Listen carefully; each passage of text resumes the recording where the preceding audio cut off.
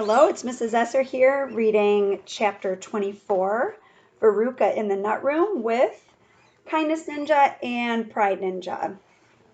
Mr. Wonka rushed on down the corridor. The nut room, it said, on the next door they came to. All right, said Mr. Wonka, stop here for a moment and catch your breath, and take a peek through the glass panel of this door. But don't go in. Whatever you do, don't go into the nut room. If you go in, you'll disturb the squirrels. Everyone crowded around the door. Oh, look, Grandpa, look, cried Charlie. Squirrels, shouted Veruca Salt.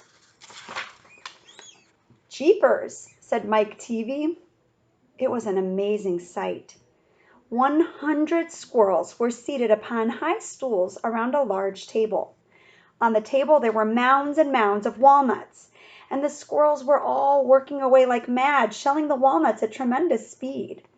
These squirrels are specially trained for getting the nuts out of walnuts, Mr. Wonka explained.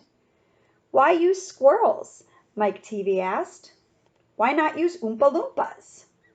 Because, said Mr. Wonka, Oompa Loompas can't get walnuts out of walnut shells in one piece. They always break them in two. Nobody except squirrels can get walnuts whole out of walnut shells every time. It is extremely difficult. But in my factory, I insist upon using whole walnuts. Therefore, I have to have squirrels to do the job. Aren't they wonderful, the way that they get those nuts out? And see how they first tap each walnut with their knuckles to be sure it's not a bad one. If it's bad, it makes a hollow sound, and they don't bother to open it. They just throw it down the garbage chute. There, look, watch that squirrel nearest to us. I think he's got a bad one now.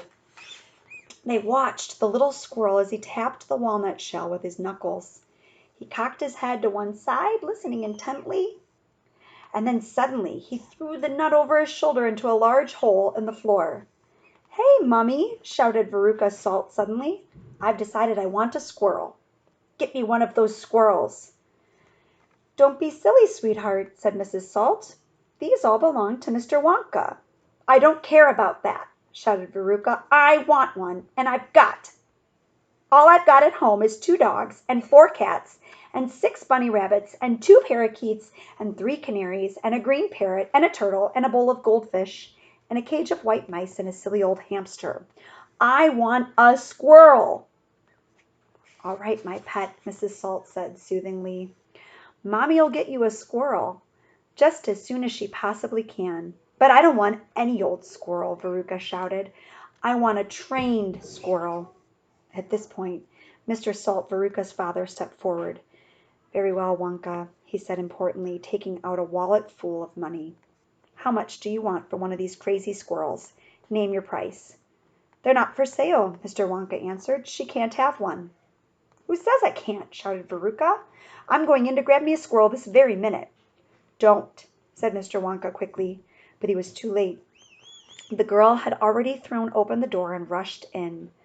The moment she entered the room, 100 squirrels stopped what they were doing and turned their heads and stared at her with small black beady eyes. Veruca Salt stopped also and stared back at them. And then her gaze fell upon a pretty little squirrel sitting nearest to her at the end of the table. The squirrel was holding a walnut in its paws. All right, Veruca said, I'll have you. She reached out her hands to grab the squirrel, but as she did so, in that first split second when her hands started to go forward, there was a sudden flash of movement in the room, like a flash of brown lightning, and every single squirrel around the table took a flying leap towards her and landed on her body. 25 of them caught hold of her right arm and pinned it down. 25 more caught hold of her left arm and pinned that down. 25 caught hold of her right leg and anchored it to the ground. 24 caught hold of her left leg. And then one remaining squirrel, obviously the leader of them all, climbed onto her shoulder and started tapping the wretched girl's head with its knuckles. Save her, screamed Mrs. Salt. Veruca, come back. What are they doing to her? They're testing her to see if she's a bad nut, said Mr. Wonka. You watch. They're testing her. Veruca struggled furiously, but the squirrels had held her tight and she couldn't move. The squirrel on her shoulder went tap, tap, tapping the side of her head with his knuckles. Then all at once, the squirrels pulled Veruca to the ground and started carrying her across the floor. My goodness, she is a bad nut after all, said Mr. Wonka. Her head must have sounded quite hollow. Veruca kicked and screamed, but it was no use. The tiny strong paws held her tightly and she couldn't escape. Where are they taking her? Shrieked Mrs. Salt. She's going where all the other bad nuts go, said Mr. Willy Wonka. Down the garbage chute. By golly, she is going down the chute, said Mr. Salt, staring through the glass door at his daughter. Then save her, cried Mrs. Salt. Too late, said Mr. Wonka. She's gone. And indeed she had. But where? Shrieked Mrs. Salt, flapping her arms. What happens to the bad nuts? Where does the chute go to? That particular chute, Mr. Wonka told her, runs directly into the great big main garbage pipe, which carries away all the rubbish from every part of the factory. All the floor sweepings and potato peelings and rotten cabbages and fish heads and stuff like that. Who eats fish and cabbage and potatoes in this factory? I'd like to know, said Mike Teavee. I do, of course, answered Mr. Wonka. You don't think I live on cocoa beans, do you? But, shrieked Mrs. Salt, where does the great big pipe go to the end? Why, to the furnace, of course, Mr. Wonka said calmly. To the incinerator. Mrs. Salt opened her huge red mouth and started to scream. Don't worry, said Mr. Wonka. There's always a chance that they've decided not to light it today. A chance? Yelled Mrs. Salt. My darling Veruca, she'll be sizzled like a sausage. Quite right, my dear, said Mr. Salt. Now see here, Wonka, he added. I think you've gone just a shade too far this time. I do indeed. My daughter may be a bit of a frump. I don't mind admitting it, but that does not mean you can roast her to a crisp. I'll have you know I'm extremely cross about this. I really am. Oh, don't be cross, my dear sir, said Mr. Wonka. I expect she'll turn up again sooner or later. She may not even have gone down at all. She may be stuck in the chute just below the entrance hole. And if that's the case, all you have to do is go in and pull her up again. Hearing this, both Mr. and Mrs. Salt dashed into the nut room and ran over to the hole in the floor and peered in. Veruca, shouted Mrs. Salt, are you down there? There was no answer. Mrs. Salt bent further forward to get a closer look. She was now kneeling right on the edge of the hole with her head down and her enormous behind sticking up in the air like a giant mushroom. It was a dangerous position to be in.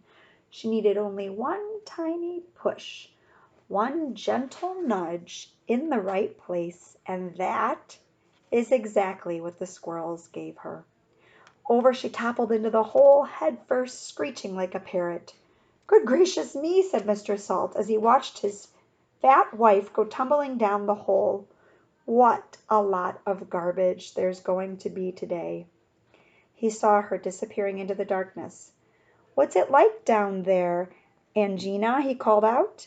He leaned further forward. The squirrels rushed up behind him. Help! He shouted. But he was already toppling forward, and down the chute he went, just as his wife had done before him, and his daughter. Oh, dear, cried Charlie, who was watching with the others through the door. What on earth's going to happen to them now?